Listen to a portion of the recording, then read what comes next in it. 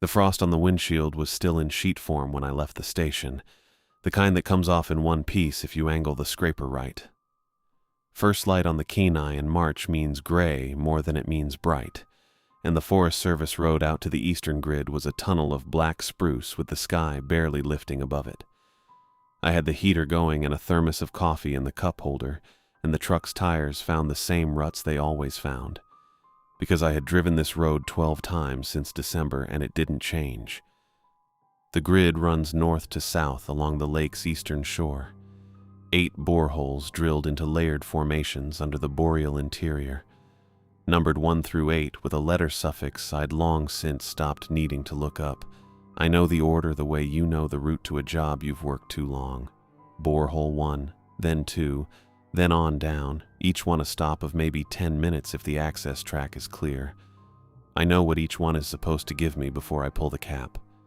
Borehole 1C runs cold, close to 4 degrees Celsius year-round, fed by a shallow lens that never warms past what the lake itself gives it. 2C through 6C climb a little as you go south, the rock changing under them, but nothing that would surprise a first-year student with the survey map in his lap. I worked through them in order, stopped, killed the engine, walked the 20 yards to the wellhead, drew the sample, read the thermometer, logged the number in the field book, capped the tube, and got back in the truck. The ice on the access track ahead of me stayed unbroken the whole way down, which told me nothing had been out on this road since the last hard freeze. 6 boreholes, 6 numbers that matched what the rock had always given me. I didn't think about any of them again once I'd written them down. That's the job. You don't remember the readings that behave. Borehole 7C sits at the southern end of the grid, closest to where the formation starts running toward the lake's natural seep line.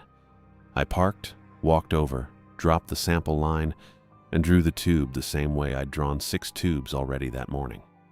I uncapped the thermometer and read it standing there in the cold with my breath fogging in front of the display.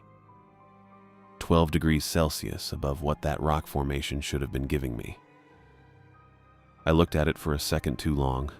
The number wasn't arguing with me, it was just sitting there being wrong. I checked the unit's calibration sticker.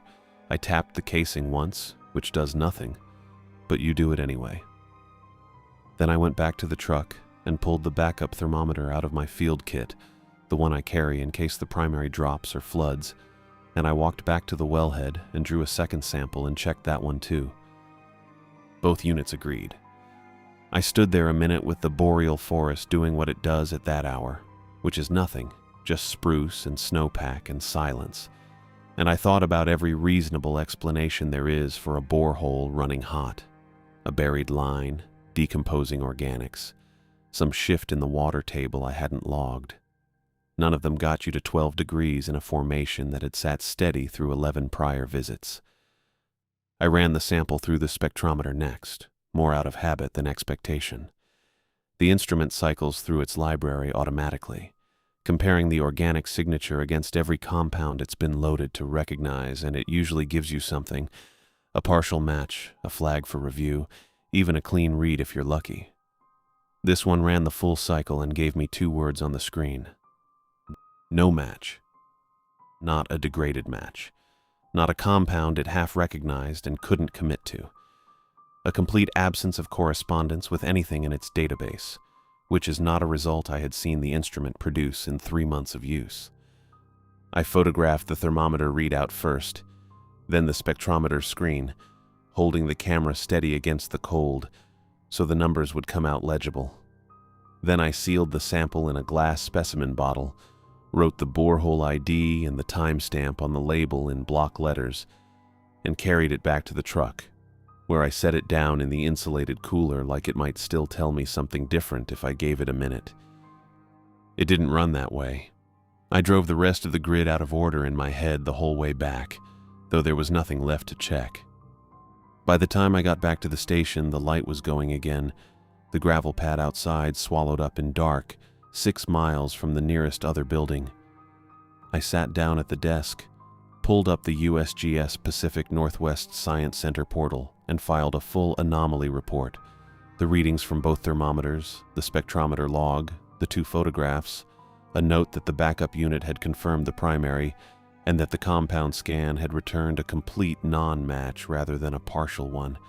I wanted that distinction on the record. A degraded match is an instrument having trouble. A complete non-match is the instrument telling you it has never seen this before. The report went in at 7:14 p.m. I watched the confirmation screen load, then sat back and let the chair take my weight for the first time since before dawn. The cooler sat on the floor by the door where I'd left it, the sealed bottle inside it, the borehole ID facing up. Outside the window there was nothing to see. The gravel pad dark, the lake 6 miles west and invisible behind the trees. The whole station quiet around me the way it always was at that hour, except that I sat there a long time before I got up to do anything else. The phone rang before I'd finished my first cup of coffee. I picked it up halfway through the second ring, still looking at the instrument panel on the far wall. The array had been running diagnostics all night, a routine I'd set before going to bed, not because I expected to find anything, but because I wanted the confirmation in writing. "Casey, it's Abby." Her voice had that particular flatness that meant she was reading from notes. I'd heard it before, usually when she was relaying something from higher up the chain. "Morning," I said. "I wanted to touch base about your anomaly report from yesterday." She paused, and I heard papers shuffling. "It's been flagged internally as a probable sensor malfunction. We're pulling it from the public-facing data stream pending equipment review." I looked at the diagnostic panel. Every sensor was showing green. "When did it get flagged?" I asked. "This morning. Standard protocol for readings outside expected parameters." Another pause.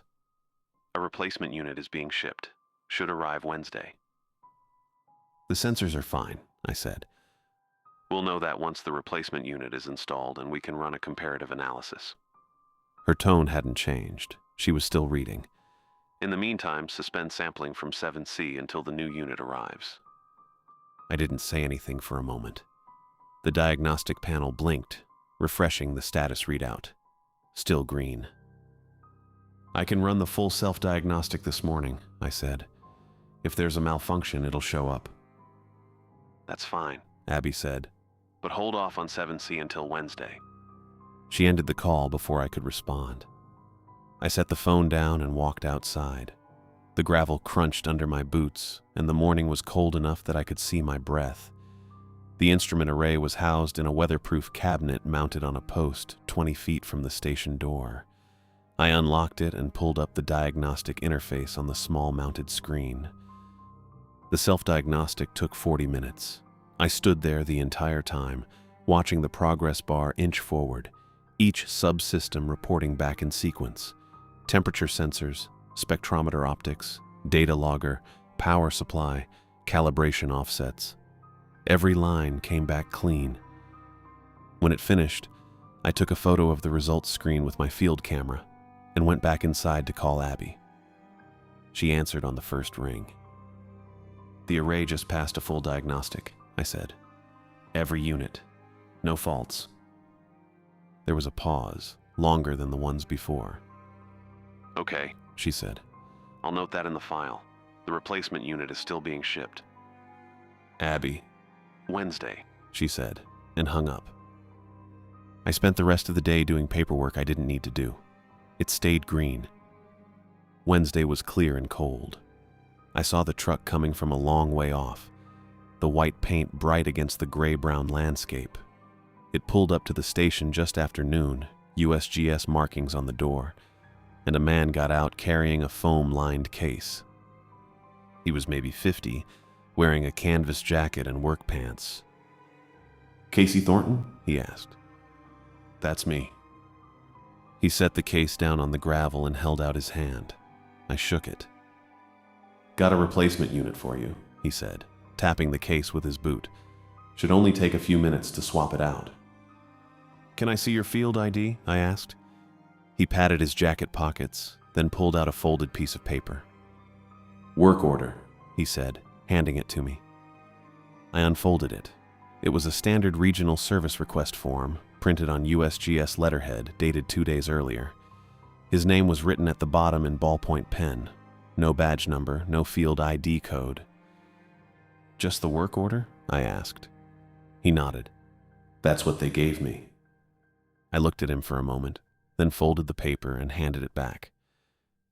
"Before you swap anything out," I said, "I need to run the standard calibration check, just to confirm we're replacing the right unit." "Sure," he said. "Step 1, I said.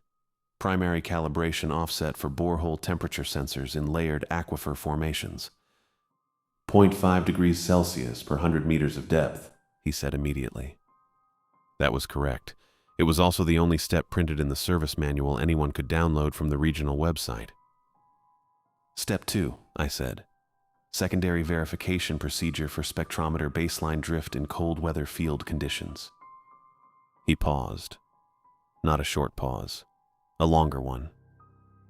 "Run a dual reference scan," he said finally. "Cross-check against the onboard library and the backup archive." That wasn't even close. The actual procedure involved a temperature-corrected blank sample and a manual wavelength calibration, and it was printed only in the regional onboarding manual that every field tech had to memorize before their first deployment. I looked at him, and he looked back at me, and neither of us said anything for a moment. "The array's reading correctly," I said. "I ran a full diagnostic 2 days ago. Every sensor passed. I don't think we need a replacement." He didn't argue. He just nodded, picked up the case, and carried it back to the truck. "I'll let them know," he said, and drove off. I watched the truck disappear down the access road, then went inside and looked at the cooler sitting on the floor beside my desk. The sample bottle was in the cooler where I'd left it, packed in foam insulation between 2 ice packs. I checked it Monday night right after filing the report, and it had been fine. Sealed, intact, the liquid inside still clear. Now the bottom of the bottle had a crack running across it, thin and clean, like someone had scored it with a glass cutter. The sample had evaporated down to maybe half its original volume, and the interior surface of the glass was covered in a fine white residue that looked like dried salt. I lifted the bottle out carefully and held it up to the light. The crack was sharp-edged, no spiderweb pattern, no impact point. Just a single fracture across the base. The cooler was cold. The ice packs were still frozen. I set the bottle down on the desk and stared at it. The heat hadn't come from outside. I looked at the clock. It was almost 6. The sun was already down, and the station lights made the windows into black mirrors. I put on my jacket and grabbed my field kit. The drive to Borehole 7C took 40 minutes in the dark. The access road was dirt and gravel, winding through low scrub and patches of black spruce, and my headlights carved a narrow tunnel through the trees. The lake was invisible to the west, just a presence in the dark. I parked at the pull-off and walked the last 100 yards on foot, following the flagging tape I'd tied to the trees the first time I'd run the circuit. The borehole itself was just a steel casing sticking up out of the ground, 6 inches of pipe with a locking cap. I unlocked it, pulled the cap, and lowered the sampling rig. The digital thermometer lit up as soon as the probe hit water. 19 degrees Celsius above ambient. I stared at the readout. 6 days ago it had been 12. Now it was 19. I pulled the sample and sealed it in a fresh bottle, then stood there with the thermometer still running, watching the numbers on the display. They didn't stop. 19.1, 19.2. The readout climbed, steady and slow, while I stood in the dark holding the bottle in my hand. I didn't go back to the station right away. I drove to the ranger station on Funny River Road instead, the Borough Road Department outpost that handled maintenance permits and snow removal schedules for the back roads. It was closed at that hour, but the blue mailbox outside was operational 24 hours. I sat in the truck with the engine running and wrote out everything on a page from my field notebook. Both temperature readings, the timestamps, the GPS coordinates for Borehole 7C, The spectrometer result, no match against full library. I kept it factual, no interpretation, just the numbers and what they meant. I folded the page into a plain envelope I kept in the glove box and addressed it to my own P.O. box at the Soldotna post office. No return address. I dropped it in the slot and heard it hit the bottom. The drive back to the station was quiet. The road was empty and the forest on either side was dark, just the sweep of my headlights catching the tree trunks as I passed. When I got back, I locked the door behind me, checked that the second sample bottle was still in the cooler. It was sealed and intact, and went to bed. I woke up to daylight coming through the window. The laptop was still on the desk where I'd left it, but the angle was different. Not much. Just enough that I noticed it when I sat up. I'd left it square to the edge of the desk, closed, the power cord wrapped around the base. Now it was open, tilted slightly to the left, the cord loose. I opened it and navigated to the folder where I'd stored the anomaly log. The photographs of the thermometer readouts, the spectrometer exports, the field notes I'd typed up after each sample run. The folder was empty, not moved to trash, not renamed, just gone. I checked the system logs. The files had been deleted at 3:47 in the morning. I'd been asleep. I called the main office and told them I was taking a personal day. No one asked why. Then I got back in the truck and drove south. The geological survey maps showed Borehole 7C's aquifer formation surfacing along the southern shoreline of Tustumena Lake, a series of natural seeps where the groundwater met the tree line. If the temperature readings were real, the seeps would show it. Thermal output didn't stay underground. I took Tustumena Lake Road south, and then the Forest Service road that ran along the lake's southern edge. The road was gravel, narrow, winding through dense spruce. I'd driven it twice before, early in my posting, just to see where it went. 3 miles in, 2 dark-colored pickup trucks were parked sideways across the road. 2 men in state emergency management vests stepped out and waved me down. I stopped and rolled the window down halfway. "Road's closed," the first man said. He was older, maybe 50, with a weathered face and no expression. "Hazmat protocol." "What kind of spill?" I asked. "Diesel fuel. Cleanup crews working the site now. Non-essential personnel need to turn around." I looked past him down the road. There were no other vehicles, no equipment, no cones or barriers.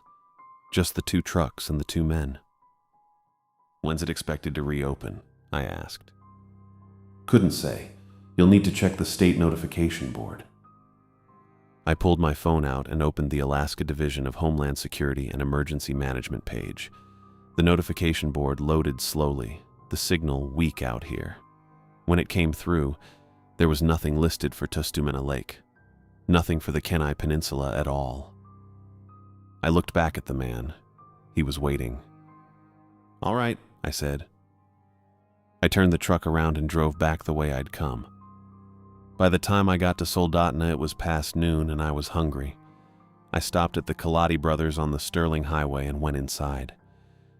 The coffee shop was half full, mostly locals, a few tourists passing through. I sat at the counter and ordered eggs and toast and coffee. The food came and I ate it without tasting much. A man sat down on the stool next to me. I didn't look up right away. He ordered a black coffee from the waitress and waited until she walked away before he spoke. "Name's Lucas Silva," he said. I set my fork down and looked at him. He was stocky, broad across the shoulders, with dark hair cut short and a scar through his left eyebrow. He didn't look at me when he spoke, just stared straight ahead at the wall behind the counter. "EPA surface water," he said, "or I was." I didn't say anything. I waited. "2 weeks ago, they pulled me off a core assessment," he said. "Kenai lowlands, lake bottom pools near Tustumena. Didn't say why. Just told me to hand over the samples and reassigned me." The waitress brought his coffee and he wrapped both hands around the cup. "I don't know what you're looking for," he said, "but if you're running into walls..." You're not the first. He slid a folded piece of paper across the counter toward me. I picked it up and opened it. A Homer address on Pioneer Avenue. A name written beneath it in neat block letters. Johnny McCarthy. That's all I've got for you, Lucas said. He finished his coffee in 3 long swallows, set down exact change next to the cup, and stood up. He didn't look back. He walked out and the door swung shut behind him. I sat there with the paper in my hand. The stool next to me was empty. The waitress came by and refilled my cup, and I stared at the name until the letters stopped meaning anything. Then I folded the paper and put it in my pocket and paid the check. The drive south from Soldotna to Homer took most of the evening. I should have been tired. I'd been up since before dawn running the borehole circuit. But my hands stayed locked on the wheel, and my mind wouldn't settle. I kept seeing that cracked glass bottle in the cooler, the white residue etched into the inside like something had tried to eat its way out. The Sterling Highway cut through miles of spruce forest and then opened up along the coast. The light was almost gone by the time I reached the turnoff for Homer, just the last gray edge of it hanging over Kachemak Bay. I drove through the main drag and then down toward the spit, following the address Lucas had written on that folded piece of paper. Pioneer Avenue was a residential block tucked up against the base of the spit, small houses and gravel driveways and wooden fences that needed paint. I found the number on a mailbox at the end of a narrow lot. Behind the main house was a converted single-car garage with a light on inside, visible through a row of high windows that ran along the top of the wall. I parked on the street and walked up the driveway. Before I could knock, the door opened. The man standing there was shorter than me, wiry, with thinning dark hair going gray at the temples and thick-lensed safety glasses pushed up on his forehead. He looked at me for a moment, then stepped back and held the door open. "You're from the Tustamina grid," he said. It wasn't a question. "Casey Thornton," I said. "Lucas Silva gave me your address." "Johnny McCarthy." He nodded toward the interior of the garage. "I've been waiting for someone like you to show up for the better part of 2 months." I followed him inside. The garage had been turned into a working lab. A long bench along one wall with a microscope, a centrifuge, rows of glass beakers and specimen jars on metal shelving, a small fume hood in the corner. Everything was clean and organized in a way that reminded me of my own field station, that same careful arrangement of tools and instruments. Johnny moved to the bench and picked up a 3-ring binder, the kind with a clear plastic sleeve on the front. Inside the sleeve was a printed label that read, "Aquifer Samples, Kenai Peninsula, 2001-2003. He set it down in front of me and flipped it open. The pages were full of test results, water chemistry panels, temperature logs, spectrometry outputs, all of them printed on standard lab letterhead and organized by date. I recognized some of the sample codes from USGS borehole IDs. The earliest entry was dated August 2001. The most recent was from the previous week. "I ran these after a USGS colleague sent me samples," Johnny said. He was talking faster now, the way people do when they've been holding information too long. "He transferred out of state last year, stopped responding to contact. I kept running tests anyway." I looked up at him. "What did you find?" He pulled a printout from the back of the binder and laid it on top of the test results. It was an image from an electron microscope, black and white, magnified to the point where individual structures were visible at the cellular level. The organisms in the image didn't look like anything I'd seen before. They formed long chains, each link tessellated against the next in a pattern that repeated with perfect regularity. Hexagonal shapes, identical units. The whole structure locked together like something engineered rather than grown. It didn't look organic. It looked mechanical. "They're not bacteria," Johnny said. "They're not archaea. They don't match anything described in any database I've checked."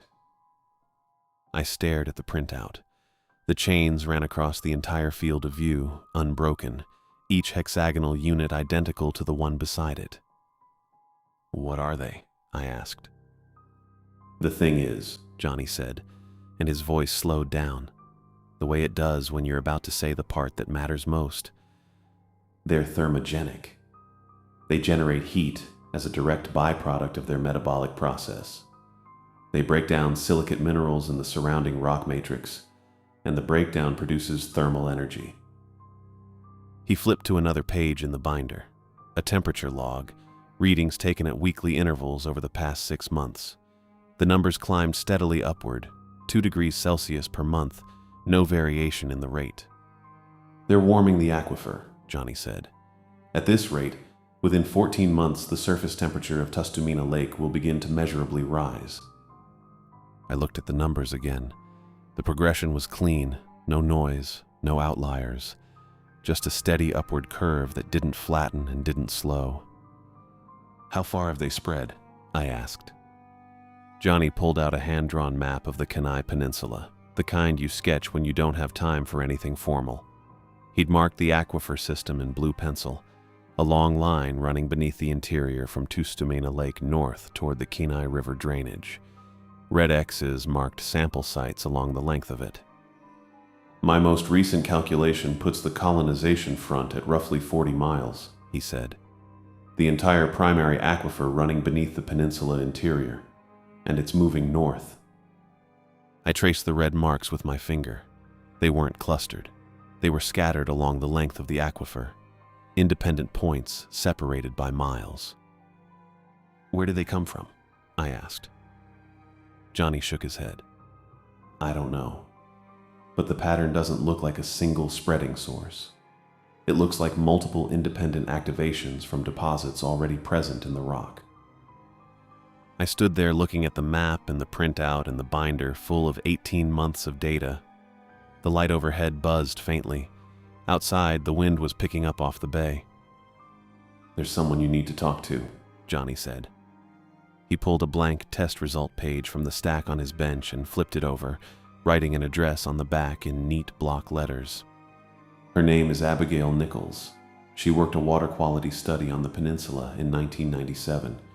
She was the first one to document thermal signatures like these in a funny river tributary." He handed me the page. Beneath the address, he'd written her name in a short note. "Removed from post. Data retracted. Living off-grid near Caribou Hills." "She's been out there since they pulled her off the study," Johnny said. "East of Soldotna. She'll have records they didn't take." I folded the page and put it in my jacket pocket. Johnny picked up the electron microscope printout and handed it to me. "Take this," he said. "You'll want to show her." I took the printout. The tessellated chains looked even stranger in my hand, that perfect repeating structure that didn't belong to anything I knew. Johnny walked me to the door. The garage light spilled out onto the gravel driveway and then stopped, swallowed by the dark. The Homer spit was quiet, just the sound of the wind moving through the trees and the distant hum of a truck on the highway. I stood there for a moment with the printout in my hand and the address written on the back of the test result page. Then I walked to my truck and drove north.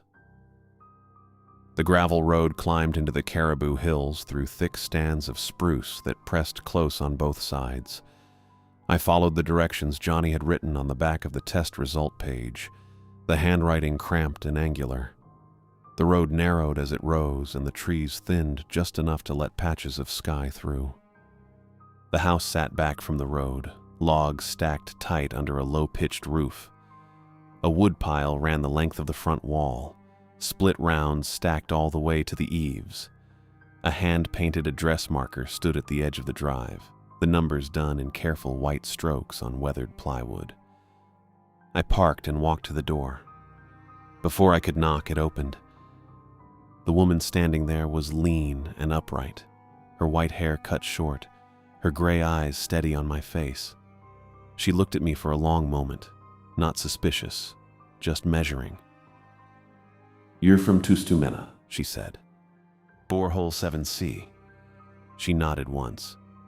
"I've been waiting for this conversation since 1997. Not with you, with whoever eventually found those readings. She stepped back and held the door open. I went in. The house was small and warm, a wood stove crackling in the corner.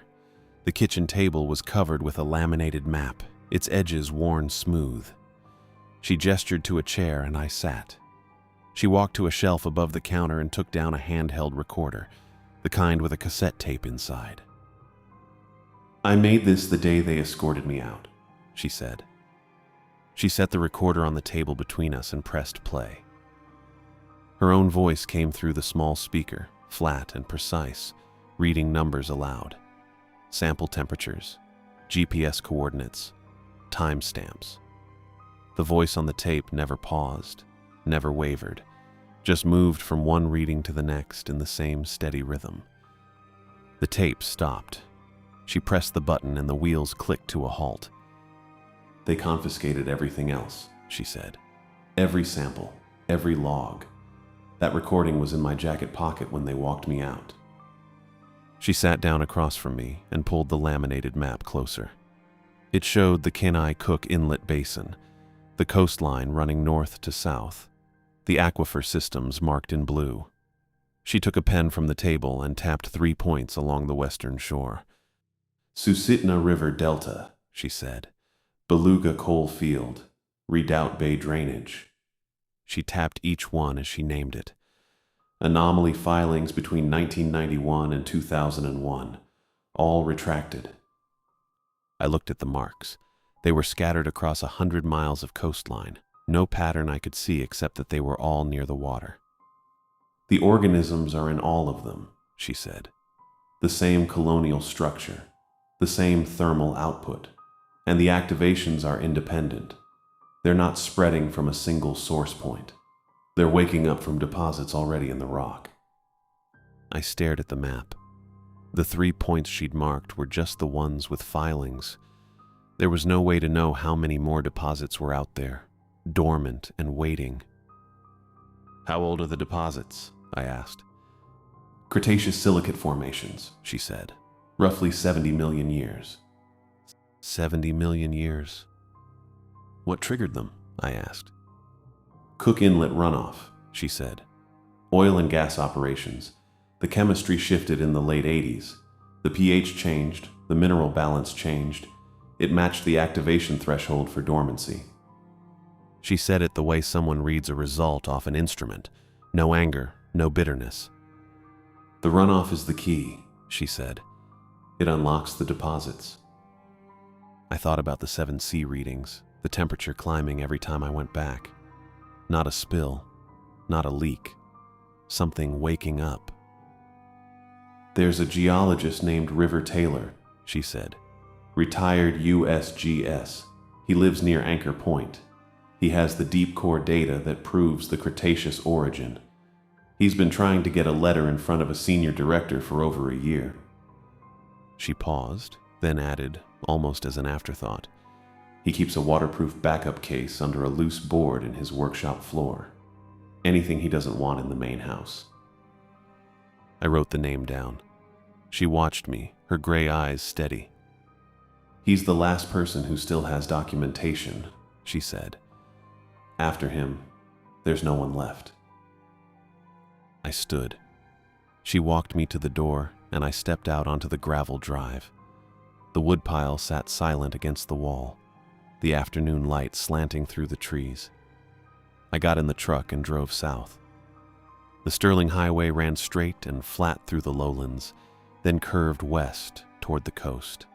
By the time I reached Anchor Point, the light was starting to go thin, the sky pale and cold above the inlet.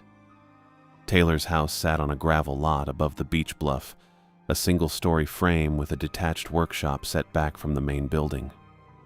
I parked in the driveway and walked to the front door. It was standing open. I stopped at the threshold and looked inside. The main room was empty. No furniture, no boxes. The kitchen table was bare except for a single coffee cup sitting near the edge. I stepped in and touched the side of the cup. It was still warm. I walked through the house. Every room was the same, stripped clean. No files, no binders, no hard drives. The closets were open and empty. The shelves were bare. I went back outside and crossed the gravel lot to the workshop. The door was unlocked. Inside, the benches were clear, the walls stripped of whatever had hung there. The floor was plywood, laid in sections, the seams visible where the boards met. I walked the length of the room, watching the floor. Near the back corner, one section sat slightly higher than the others, the edge raised just enough to catch the light. I crouched and worked my fingers under the board. It lifted easily. Underneath was a sealed waterproof pelican case, black and heavy, the latches still locked. I pulled it out and set it on the bench. The latches opened with a snap, and inside was a portable hard drive wrapped in a static bag. I took the drive out and held it in my hand. It was small and light, the kind of thing you could carry in a jacket pocket. I put the drive back in the case, closed the latches, and walked out of the workshop.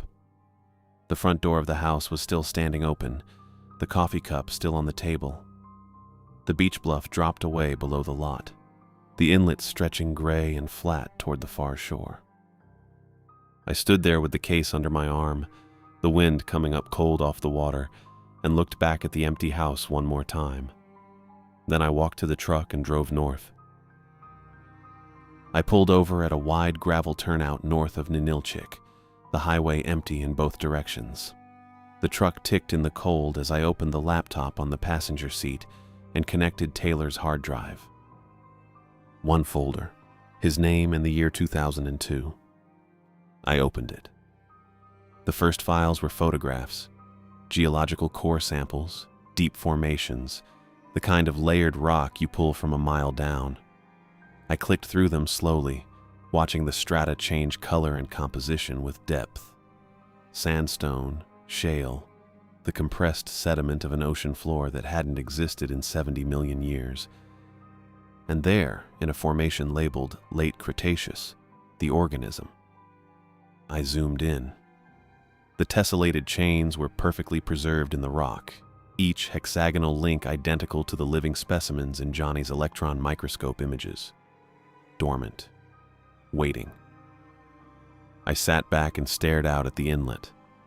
The water was flat and gray, stretching away toward the far mountains. 70 million years. The organism had been there before the ice, before the uplift, before any of this was a peninsula at all. I opened the next file. A letter, dated October 2002, addressed to a senior director at the USGS Alaska Science Center. I read it twice. Taylor had laid it out clearly. The groundwater acidification from Cook Inlet industrial runoff matched the chemical trigger profile for colony activation across all known deposit sites. The deposits weren't new. The runoff was unlocking something already there, something that had been locked in the rock since the Cretaceous. At the top of the letter was a response stamp. Red ink, official. It read, Referred, Federal Review. Nothing else. No follow-up. No correspondence. At the bottom, in Taylor's handwriting, a single line. The organism was here before us. We woke it up. I closed the laptop and sat in the cold cab with the engine off. The wind rocked the truck gently. Taylor had known they were coming. He'd left the drive where someone could find it, and then he'd walked out before they arrived. I opened the laptop again and copied the entire folder into a draft email. Not sent, just saved. Then I disconnected the drive, wrapped it in the static bag, and put it in the glove box. The highway was still empty when I pulled back onto the asphalt and headed north. The dark blue sedan came up fast behind me just past Soldatna. No lights, no siren. It pulled alongside and a man in the passenger seat gestured for me to pull over. I did. Two men got out, plain clothes, no badges visible. One opened my door without asking and said, "Phone and laptop." I handed them over. "Follow us," he said, and walked back to the sedan. The office was in a strip mall on the Kenai Spur Highway, tucked between a tax service and a vacant storefront with soap still on the windows. No signage. The sedan pulled into a spot near the side entrance and I parked beside it. Inside was a single room with folding tables, metal chairs, and a satellite image of the Kenai Peninsula mounted on the far wall. Fluorescent lights hummed overhead. The two men who'd pulled me over stayed by the door. A third man sat at one of the tables. He stood when I walked in. "Mr. Thornton," he said. "my name is Miguel Murray." He gestured to the chair across from him. I sat. Murray slid a sheet of paper across the table. A non-disclosure agreement, dense with legal text. I didn't touch it. "Your anomaly report," Murray said, "does not exist in the USGS system. Your employment with USGS is under administrative review. The glass sample you retained from borehole 7C constitutes a biohazard protocol violation." I looked at him. He was tall and lean, with short gray hair and pale blue eyes that didn't move off my face. "Physical copies of Taylor's research are already outside this room," I said. "So are Johnny McCarthy's test results." It was partly true. I'd mailed Taylor's documents to my post office box that morning. Johnny's binder was still in his lab. Murray looked at me for a long moment. Then he leaned back in his chair and said, "Stop worrying about the lake. Start worrying about the river." He slid a second sheet across the table. A satellite image, false color thermal mapping. The Kenai River ran through the center in shades of blue and green, except for one section about 40 miles north of Tustumena Lake, where a bright red plume spread through the gravel bed like spilled paint. "This was taken 6 days ago," Murray said. "The organism is no longer confined to the aquifer." I stared at the image. The plume was large, maybe half a mile across, concentrated in the gravel substrate where the river widened into a braided channel. "It's in open freshwater," Murray said, "and its thermal output has increased by a factor of 4 since the transition." I looked up. "Deep rock," Murray said, "limits access. The organism can only metabolize the minerals in direct contact with the colony. Open water gives it the entire substrate, every stone, every grain of sand. The river delivers more material than it can process." He pulled a folder from the table and opened it. Inside were graphs, projections, columns of numbers I didn't have time to read. "The program tracking this is called VANE," Murray said. "We've been monitoring the organism since Abigail Nichols's 1997 report. The containment strategy for the past decade was built on one assumption. The organism couldn't survive the chemical and pressure transition from deep silicate rock to open fresh water." 6 days ago, I said. 6 days ago, that assumption failed." He slid another document across the table. A projection chart. Temperature over time. The line climbed steadily for 30 days, and then flattened at a level marked in red. "If the surface water colony is not disrupted within 30 days, Murray said, the Kenai River's temperature will rise enough to kill its Chinook salmon population within one spawning season. The collapse cascades from there. Bears, eagles, marine mammals, the entire coastal ecology downstream." I looked at the chart and then at the thermal image. The red plume sat in the middle of prime spawning habitat. Murray pulled out a third map. The Cook Inlet Basin, marked with small red dots, 18 of them scattered across the western Alaska coastline from the Susitna River Delta down to Redoubt Bay. 18 additional known deposit sites, Murray said, all currently dormant. The chemical trigger, the industrial runoff, is still present in the watershed every day. More deposits are activating on a timeline we can't fully predict. "Then stop the runoff," I said. Murray looked at me. The EPA runoff abatement program required to stop the activations is classified as a national security matter. Implementing it publicly would require disclosing that Cook Inlet industrial permitting was allowed to continue for 30 years after the activation risk was first identified internally. I sat back in the chair. The fluorescent lights hummed. One of the men by the door shifted his weight. "I'm offering you a role on the vein response team," Murray said. "Field hydrologist for the Kenai River operation. You know the Tustamina aquifer grid better than anyone currently on staff. I looked at the thermal image again, the red plume in the gravel. 30 days. What's the alternative? I asked. You go home, Murray said, and we proceed without you. I signed the agreement. The forward station was a cluster of portable units on a gravel bar off Bing's Landing Road, set back from the river in a stand of cottonwoods. Generators hummed behind the main unit. The air smelled like diesel and cold water. Murray brought me inside. The interior was warm, lit by overhead strips, with a long table covered in maps and equipment manifests. A man stood at the far end, marking something on a laminated chart. Paul Rush, Murray said, lead scientist. Paul, this is Casey Thornton. Paul looked up. He was shorter than me, round-faced with thinning blonde hair and rimless glasses. He nodded once and went back to the chart. Mr. Thornton will be handling field hydrology, Murray said. Paul set down his marker. Good. We're on a tight schedule. He gestured to the map on the table. The Kenai River, marked in sections. One section was circled in red, the same area from the satellite image.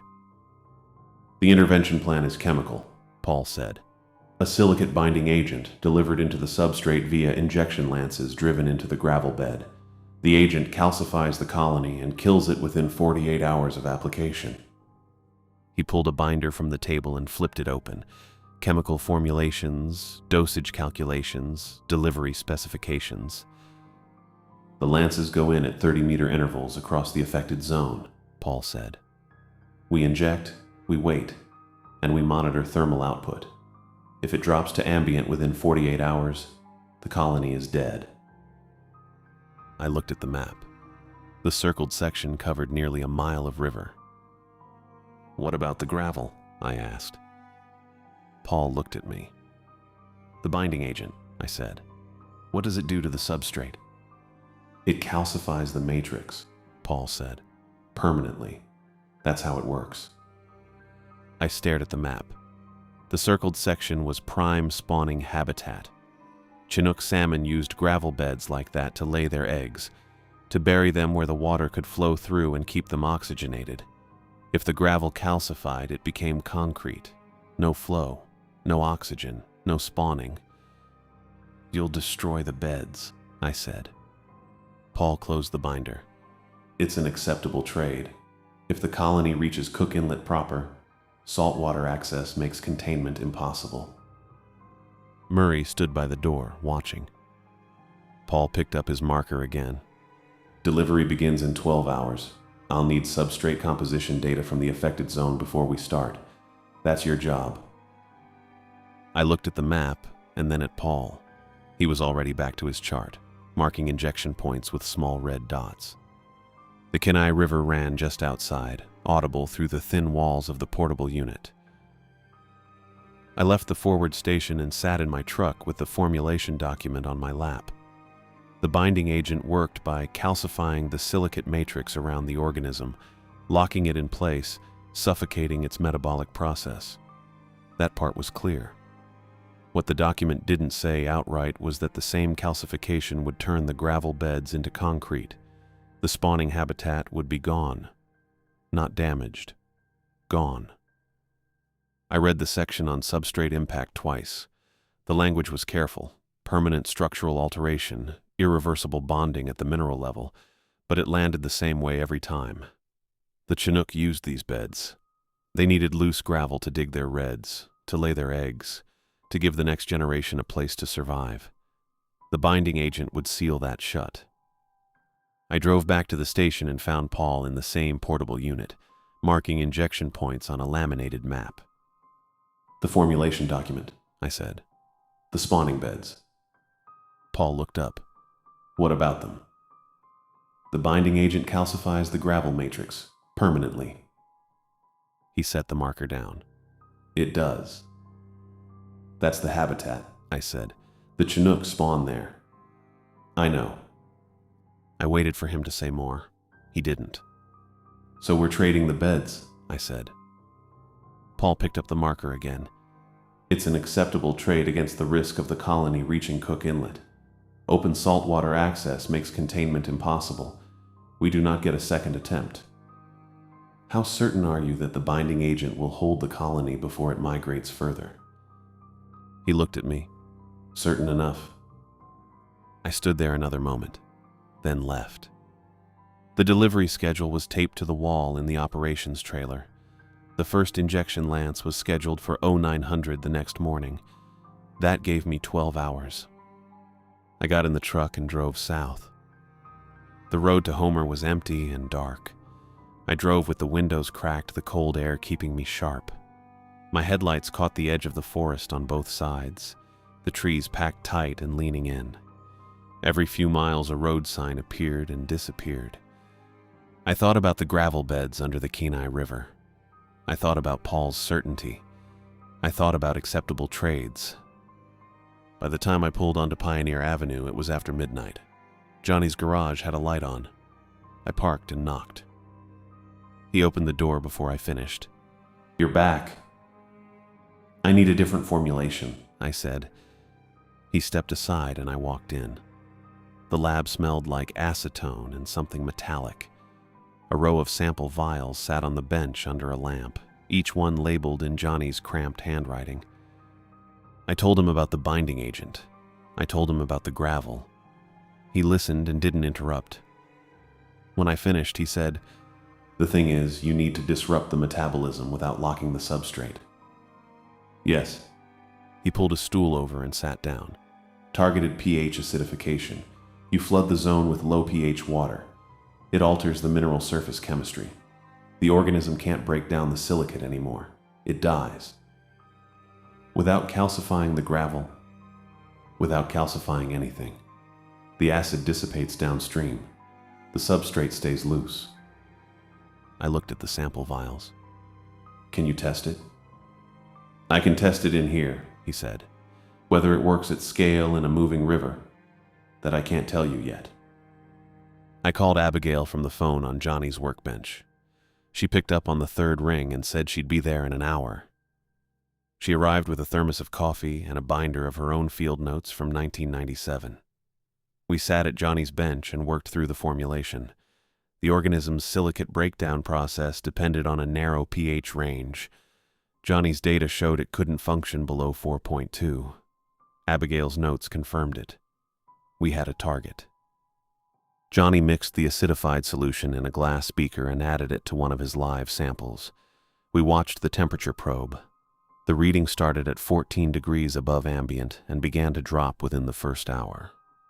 By 3 in the morning, it was at 8 degrees above ambient. By 5, it was at 2. By 6:30, it reached ambient and stayed there.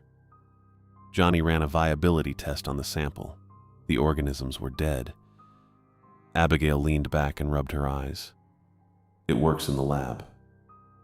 "It works in the lab," Johnny said. I looked at the sample vial. The organisms inside were motionless, their tessellated chains broken apart and scattered. "I need to get back," I said. I drove north as the sun came up, the light spreading across the frozen fields on both sides of the highway. My hands were steady on the wheel, but my chest felt tight. The lab results were clear. The open water question wasn't. I reached the forward station just after 7 and found Murray in the operations trailer. Paul was there too, reviewing the injection schedule with a field tech. I set Johnny's printout on the table. "Overnight results. pH acidification. The organism is dead in 6 hours. The substrate stays intact." Paul picked up the printout and read it. He set it down. "There is no open water validation data. The 30-day window does not allow for a failed first attempt. We proceed on schedule." I looked at Murray. "I'm invoking the hold." Paul turned. "What?"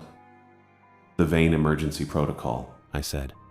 "Mandatory 72-hour hold on irreversible field actions. You told me about it yourself." Murray looked at me for a long moment. Then he nodded. "The hold is granted. 72 hours. Paul's jaw tightened, but he didn't argue. He left the trailer without another word. The next 3 days were the longest I'd lived through in a year. Johnny drove up from Homer with his equipment, and we set up on the gravel bar nearest the treatment zone. A vain field chemist named Karen joined us with a portable thermal array and a box of probes. We mapped the affected substrate, marked the injection points, and ran the pH solution through a delivery system Karen had jury-rigged from irrigation hose and a hand pump. The first probes went in at noon on the first day. The thermal readings in the treatment zone were 16 degrees above ambient and climbing. We flooded the zone with acidified water and waited. By evening, the readings had dropped to 12 degrees above ambient. By the next morning, they were at 8. Karen checked the gravel substrate with a core sampler. The matrix was intact, the individual stones loose and undamaged. On the second night, I slept in the truck with the windows cracked and woke every few hours to check the data logger Karen had left running. The numbers kept dropping. By the third morning, the readings were at 2 degrees above ambient. By noon, they were at 1. By mid-afternoon, they reached ambient and held. Karen pulled a final core sample from the treatment zone and showed me the gravel. It was clean, loose, viable. Johnny stood next to me and didn't say anything. He didn't need to. I walked down to the river's edge and watched Karen record the final reading. The current moved over the gravel beds, steady and cold and undamaged. The spawning habitat was still there. The Kenai River kept running. I filed the complete report 3 days after the thermal readings normalized. Every piece of it, the March 9th anomaly at borehole 7C, the cracked sample bottle, the roadblock at Tustumena, the Homer lab results, Taylor's core data from the Pelican case, Abigail's 1997 recordings, the overnight pH acidification trial, the Kenai River substrate treatment. I laid it out chronologically, clean and thorough, the way I'd been trained to document fieldwork. I attached the test results, the photographs, the coordinates. I wrote it like someone would read it and act on it. 2 weeks later, I called Murray's office to confirm receipt. The woman who answered the phone told me my file had been forwarded to federal review. She did not know when it would be returned. She thanked me for my service.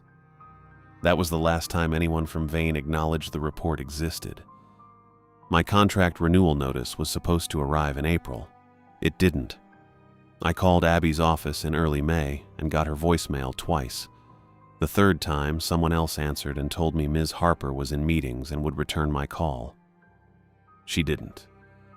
The letter came a week later on Pacific Northwest Science Center letterhead. Budget consolidation.